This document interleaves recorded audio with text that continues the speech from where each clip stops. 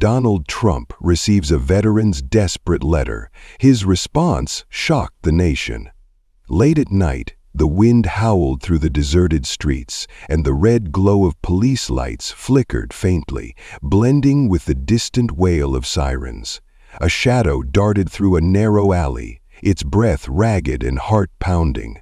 A young man, his eyes wide with terror, was being hunted. "Stop right there!" A deep voice echoed through the night, and a single gunshot rang out, shattering the eerie silence. Miles away, in a small, dimly lit house, an old man with silver-streaked hair sat at a worn wooden table. His rough, calloused hands trembled as he pressed his pen to paper. "Mr. President, I write this letter as my final plea. They have taken my son. Please help us before it's too late." A single letter, if it reached the White House, could change the fate of an entire town. But would it ever be read? And more importantly, what would the president do once he knew the truth? A brutal war between justice and crime was about to unfold. Yet the real enemy wasn't just across the border, it was much closer than anyone had imagined. The desert wind howled, sweeping clouds of red dust over the cracked roads of a forgotten border town near Mexico. Wooden houses, old and weathered, stood huddled together, their peeling paint whispering tales of better days. Streetlights flickered dimly, casting long, broken shadows over the pavement. In the distance, the rumbling of trucks echoed across the barren landscape, their heavy wheels carving paths through the silence. Every so often, another sound cut through the night, something darker, something more sinister. Samuel Brooks stood by the window, gripping the edge of a tattered curtain. His face, lined with the weight of years, bore the quiet agony of a man who had seen too much. His hands, once steady and unshakable, now felt cold. He had been a Marine man, a warrior, a man who had fought on distant battlefields, standing for something greater than himself. He had worn his uniform with pride, believing he was protecting his country. But now, standing in his own home, he felt powerless. Because the war hadn't ended, it had simply followed him home, and this time, the enemy was winning. Samuel was not the only one suffering. Families of veterans, men who had once given their youth, their strength, and their very lives to defend this nation, now found themselves trapped in lawlessness and despair. They had survived distant wars and foreign deserts, only to return home and face an enemy far more insidious. For the real threat was not on some battlefield overseas, but here, inside their own borders. This town had once been peaceful, but in the past 5 years everything had changed. Drugs, illegal weapons, human trafficking, mysterious deaths. Crime had slithered into every corner. Cartels from Mexico had seeped in like a slow-moving plague, tightening their grip on the streets, the bars, even the local police station. Those who resisted disappeared. Those who dared to stand up were forced to bow down. Then the nightmare reached Samuel's doorstep. Liam Brooks, his only son, had once been a boy with bright eyes and even brighter dreams, but in a single year that light had been extinguished. His spirit had withered. His body, once full of youthful energy, had become frail and haunted by a fear too great for words. One night he stumbled home, his face bruised, his clothes reeking of alcohol and smoke. His hands trembled as he grabbed his father by the arm. His voice came out as a choked whisper of terror. "They'll kill me if I don't do what they say." Samuel felt something inside him shatter. He didn't need to ask what had happened. He already knew his son had been trapped and there was no way out. The man who had once stormed enemy lines without flinching now stood powerless before the fear in his son's eyes. But he refused to accept defeat. He reached for the only weapon he had left, a pen. And with it he wrote a letter A desperate plea for help addressed to the one man he believed could change everything: the President of the United States. In the vast office of the White House, a man with unmistakable golden hair sat behind a polished oak desk, deep in thought. Donald Trump had returned to the Oval Office after a hard-fought election, fully aware of the battles that lay ahead. He had been briefed on the worsening crisis at the southern border. He had seen the reports: rising crime, trafficking, the slow decay of law and order. But what he didn't know yet was that a single letter written by a desperate father was about to change everything. Stacks of border security reports lay neatly arranged before him. Since his re-election, President Trump had ordered stricter control over the region, deploying additional forces and implementing aggressive measures to combat cartel influence. He had seen the numbers, read the statistics, and approved countless security initiatives. But what he hadn't expected, what no report could have prepared him for, was a single handwritten letter from a desperate veteran. The door to his office opened briskly.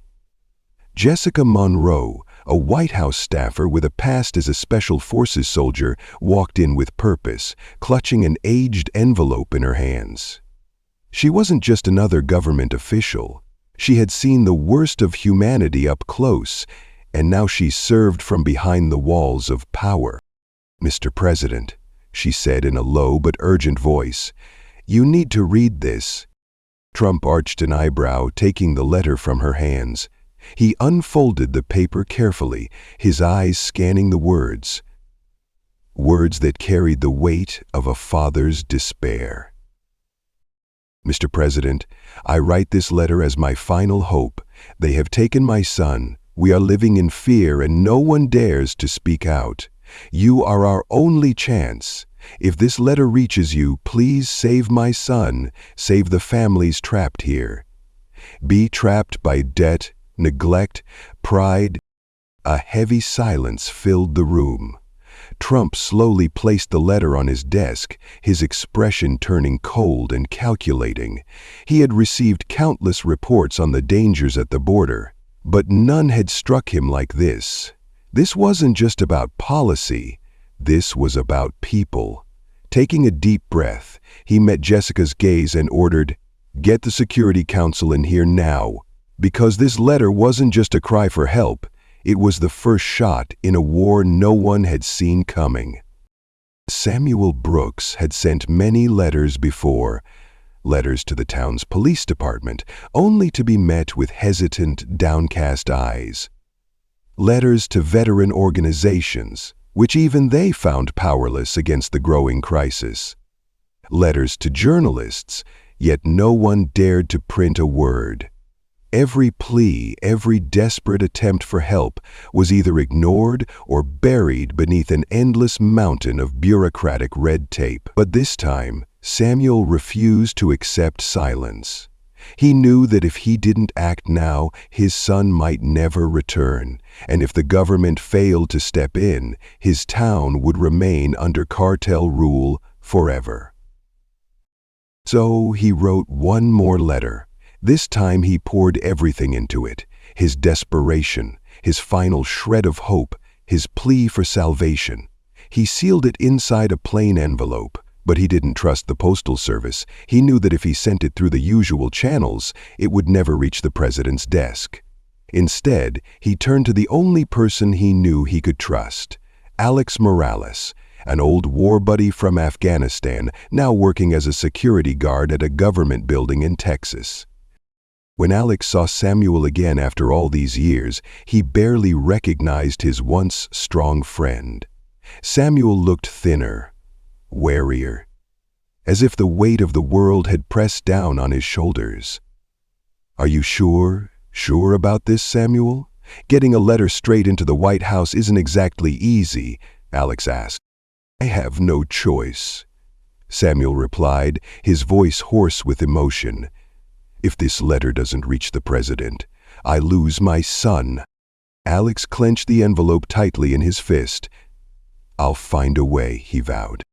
3 days later, the letter had traveled hundreds of miles, passed from hand to hand, until it landed on the desk of a government employee inside a federal office. Fate had brought it here, and fate would now place it into the hands of Jessica Monroe, a determined woman in her 30s with sharp eyes and an unwavering demeanor. But Jessica was no ordinary bureaucrat. She had once been a military intelligence officer. She had seen war, had looked evil in the eye and survived. And now, in her hands, she held a letter that would set everything in motion. Jessica opened the envelope, her eyes scanning the uneven strokes of a desperate father's handwriting. Every word carried the weight of agony, fear, and a final plea for salvation. She took a deep breath. This was not just a letter, this was a cry for help. Glancing at the clock, she noted it was well past normal working hours, but there was no time to wait. Clutching the letter, Jessica strode swiftly down the long hallways of the White House. The polished marble floors echoed softly beneath her hurried footsteps. Outside the president's office, 2 security personnel cast questioning glances her way, but did not stop her. They knew her. She had worked directly with President Trump during his previous term, and if she was here at this hour, it meant something important had landed on his desk. She knocked. Inside, Donald Trump sat alone in the glow of a warm desk lamp. It had been a long day, filled with back-to-back meetings on foreign policy and national security, but when he saw the look on Jessica's face, he immediately knew this was different. "Mr. President," she said steadily but urgently, "you need to see this." She placed the envelope on his desk. Trump picked it up, unfolded the letter, and began to read. For a long moment, only the steady ticking of the clock filled the room. Jessica watched as his fingers tightened slightly around the edges of the paper. Melania had once told her that when Donald Trump was truly angry, he didn't yell, he became utterly, terrifyingly silent. And right now, he said nothing. Slowly, he folded the letter and placed it carefully on his desk. Then he lifted his gaze to meet Jessica's. "Call the Secretary of Homeland Security. Get the FBI director on the line. I want a full report on the border situation within 24 hours. Jessica nodded. She knew that when Donald Trump made a decision, there was no half measure. The letter had reached him, and that meant a storm was about to break loose. Inside the White House Situation Room, the air was thick with tension. Massive screens displayed live feeds from the southern border. Convoys of trucks moving contraband, groups of migrants trekking across the arid desert, towns held hostage by cartel rule. Seated around the conference table were the country's top security officials, military generals, intelligence officers, the FBI director, and the Secretary of Homeland Security. Jessica stood nearby, arms crossed, her expression as steely as the man at the head of the table. Before President Trump lay a freshly printed report detailing the crisis in the small border town where Samuel Brooks lived. He flipped through the pages methodically. Photographs of children forced into cartel drug operations, veterans abandoned to fear and poverty, unexplained deaths that told a darker story than official records would admit. His gaze hardened, and then, without looking up, he spoke in a low, steady voice that carried the weight of absolute authority. "How long?" he asked. FBI Director Gregory Whitman hesitated slightly. "Mr. President, that town has been under cartel control for at least 3 years. We've run several operations, but we haven't been able to dismantle the network at its core." Trump set the file down, leaned back in his chair, and clasped his hands together. His expression was unreadable, but his voice was as sharp as a blade. "These people aren't just criminals. They are enemies within our own country." Brigadier General Anthony Donovan, the head of Border Patrol, leaned forward. "Mr. President, if we're going to act, we need a comprehensive strategy. These cartels aren't just street thugs. They have structure, they have money, and, worst of all, they have people protecting them from the inside." Trump remained silent for a moment, Then his decision came swift and final. "I don't care how powerful they think they are. We have the military, we have the FBI, we have special forces. I want that town cleaned up within a month, and I want to know who's pulling the strings." The Secretary of Homeland Security, Robert Kensington, cleared his throat. "Mr. President, this isn't just a crime issue. This is a matter of national security. We have evidence that members of the local government have been taking bribes from the cartels. If we're going to dismantle this operation, we need to start by rooting out the corruption." Trump nodded. "Then we do both.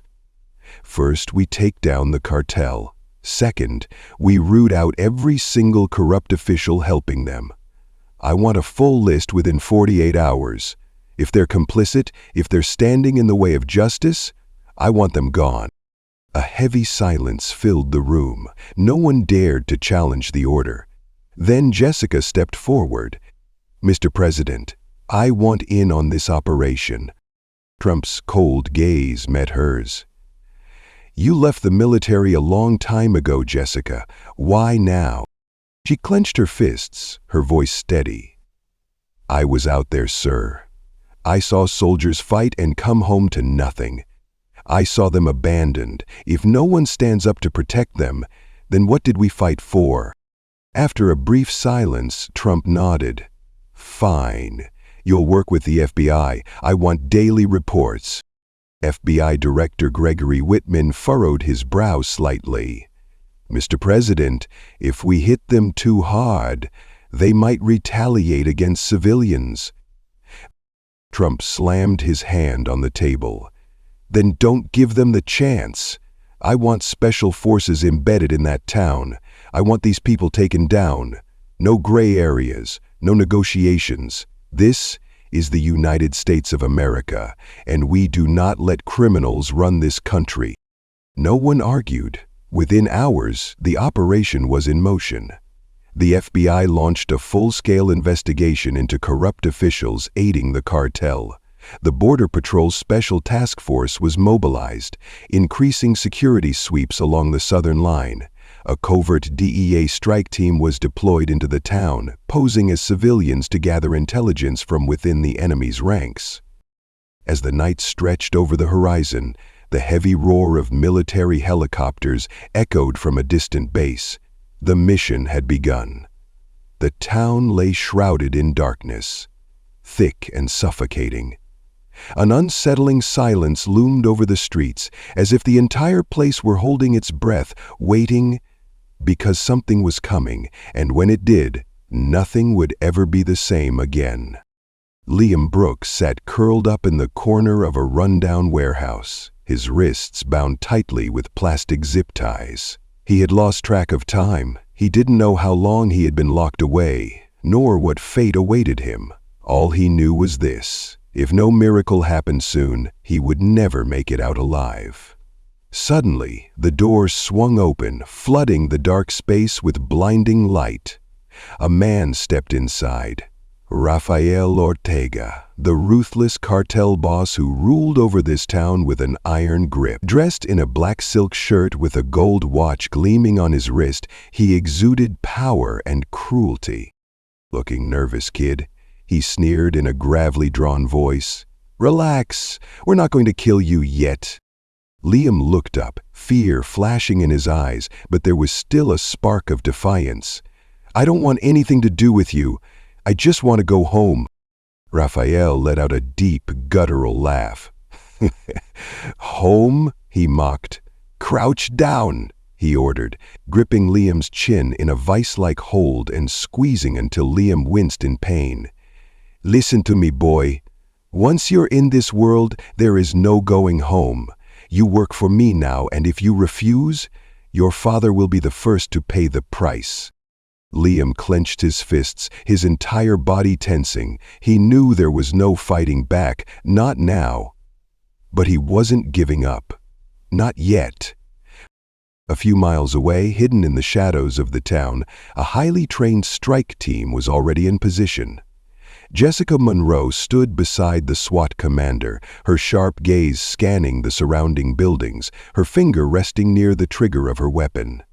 Samuel Brooks was there too. His face was unreadable, his stance rigid, and his grip tight around his rifle. He had been on dozens of missions, fought battles in hostile territory, but nothing, neither war nor bloodshed, had ever felt as terrifying as this moment, because this time the life he was fighting for was not that of a fellow soldier. It was his son's. Over the earpiece, the strike commander's voice came through, calm but firm. Team 1 in position, Team 2 ready to breach, awaiting your signal. Jessica tightened her grip on her rifle. "Liam is in the West Warehouse," she whispered. "We have less than 10 minutes before they move him." Samuel took a deep breath, his eyes locked on the building ahead. "We're out of time." Jessica met his gaze and gave a sharp nod. "Go now." A deafening burst of gunfire shattered the night as the strike team stormed in with lethal precision. Shouts rang out, muzzle flashes lit up the darkness, bullets ripped through the air, striking down cartel enforcers before they had a chance to react. Inside the warehouse, Rafael Ortega stiffened at the sudden chaos.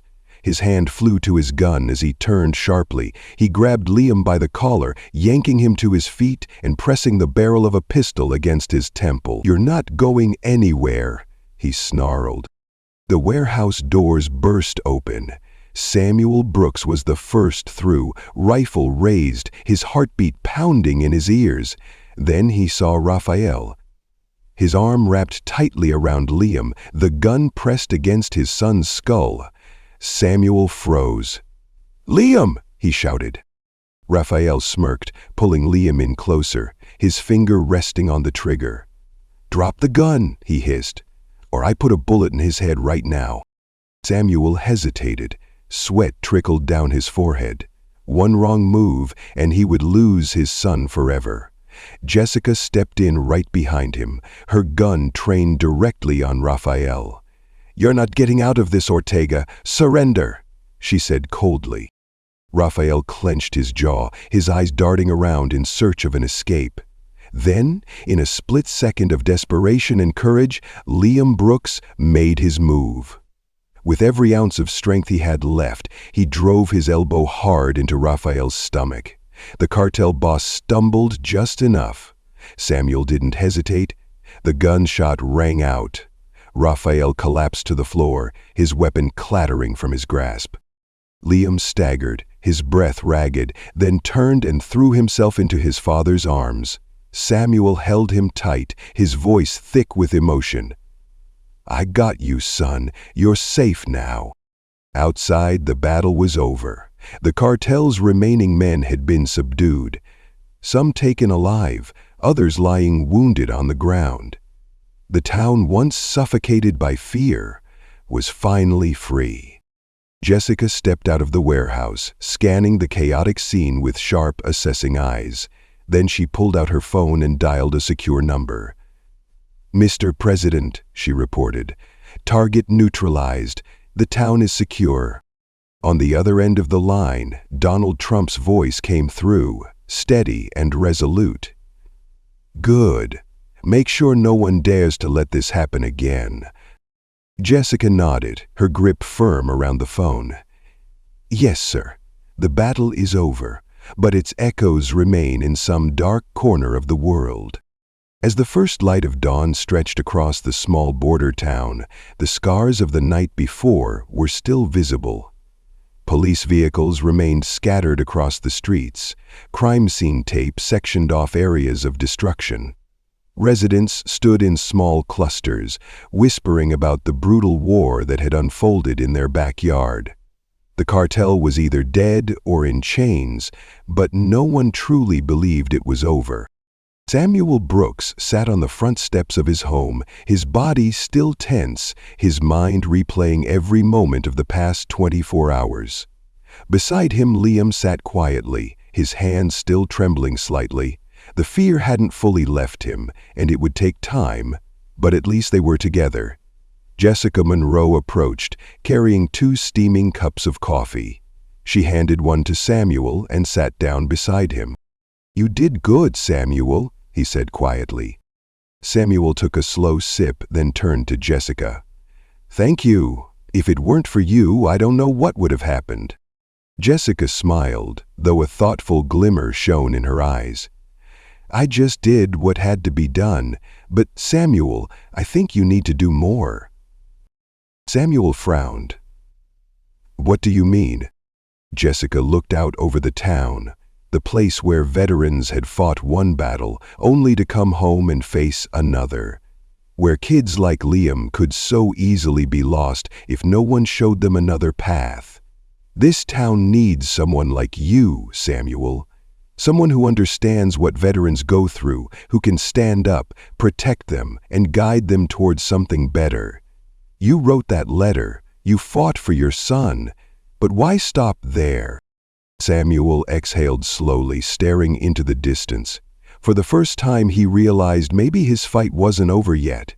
He had never seen himself as a man who could change the world. He was just a soldier, a father, a man trying to protect what little he had left. But as he looked back on everything that had happened, he realized that his responsibility didn't end with saving his son. Meanwhile, in Washington, D.C., President Donald Trump sat in the Oval Office, staring out through the large window. The mission at the border town was officially over. Secretary of Homeland Security Robert Kensington had been arrested and now faced charges of treason. A full-scale investigation had been launched to uncover every official tied to the corruption network. Trump exhaled deeply, setting the final report down on his desk. He knew the war against crime and corruption would never truly be over, but at least for now, this was a step in the right direction. The door opened, and Jessica Monroe entered, holding an envelope. "Mr. President, would you like to read this?" Trump took the letter, unfolding it carefully. It was from Samuel Brooks.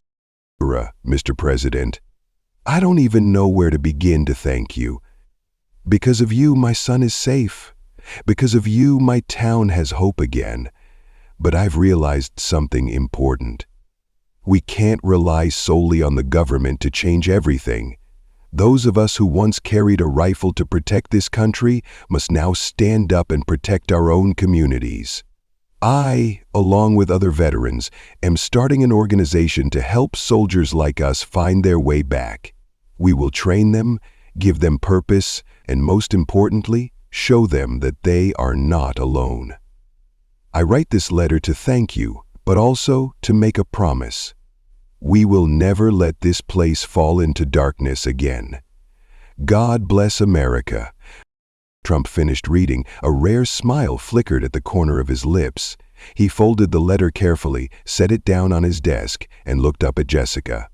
"This," he said firmly, "is why we do what we do, for people like them." Jessica nodded. "Yes, Mr. President." 3 months later, in the heart of the small border town, a brand new community center stood tall, a sanctuary built for veterans and at-risk youth, a place of second chances. A large sign above the entrance read, "Samuel Brooks, Veteran Support Center." Liam Brooks stood among the gathered crowd, his eyes fixed on the stage where his father now stood. Samuel stepped forward, gripping the microphone, his gaze steady and his voice strong. "We have seen dark days. We have felt hopeless. We have feared that there was no way forward." He paused, looking out at the faces before him. Families, veterans, young men and women searching for guidance. "But today we stand here stronger than ever." A wave of applause erupted through the crowd. Jessica watched the moment unfold, a quiet pride glowing in her eyes. Because this wasn't just a victory, it was a new beginning. Samuel continued, his voice unwavering. "We cannot change the past, but we can decide the future. The future of this town, of young people like my son, will no longer be ruled by fear or crime. It will be built on courage, unity, and hope." The crowd's applause grew louder, filled with renewed spirit. Above them, the American flag rippled in the wind. A new chapter had begun. A town once lost to darkness had found its light again, and it had all started with a single letter, a call to action. And that, my friends, is where our story ends. If you've made it this far, I want to extend my deepest gratitude to you, the ones who listen, the ones who care. What did you think of today's story? Did it move you? Do you believe that courage and unity can change lives? I want to hear from you. Leave your thoughts in the comments. Tell me what resonated with you the most and what lessons this story brings. Don't forget to like this video if you believe in the power of resilience and hope. Share this story so that more people can be inspired by it.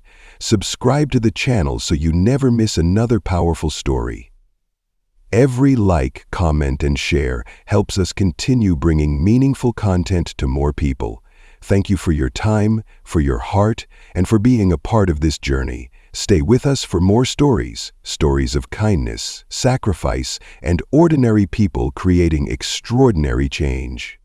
See you in the next video. Disclaimer: this story is a work of fiction, created for entertainment, inspiration, and educational purposes. It does not depict any real events, individuals, organizations, or locations. All characters and situations are entirely imaginary and are not intended to represent or imply any real-life persons or entities. This content complies with YouTube's community guidelines and does not promote violence, hatred, or any violations of platform policies. Thank you for watching, and see you in the next video.